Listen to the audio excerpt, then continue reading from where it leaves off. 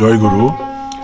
আজকে আমরা এসেছি টাঙ্গাইল জেলার কাকমাটিতে এক পবিত্র রওজায় জিয়ারত করতে, যার নাম শুনলে হৃদয়ে শ্রদ্ধা, ইতিহাসে গর্ব আর আধ্যাত্মিকতায় আলো ছড়িয়ে পড়ে। তিনি হলেন পীর শাহজামান কাশ্মীরি রহমতুল্লাহ আলাই। তিনি এসেছিলেন সুদূর কাশ্মীর থেকে, কিন্তু তার পথের গন্তব্য শুধু ভৌগোলিক নয়, ছিল আধ্যাত্মিক ও মানবতার আলোক প্রদর্শন।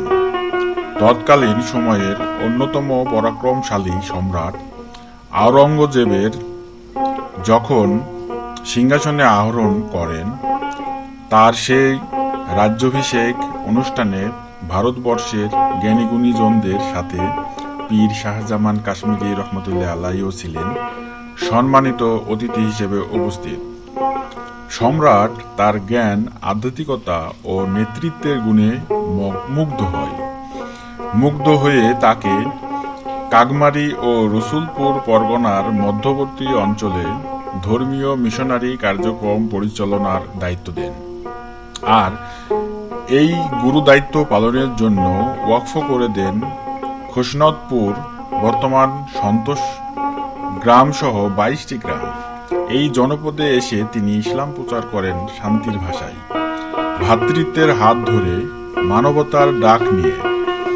স্থানীয় জমিদাররাও তার কাছে নতজানু হন এবং জমি ওয়াকফ করে দেন মাদ্রাসা ও মিশনের জন্য।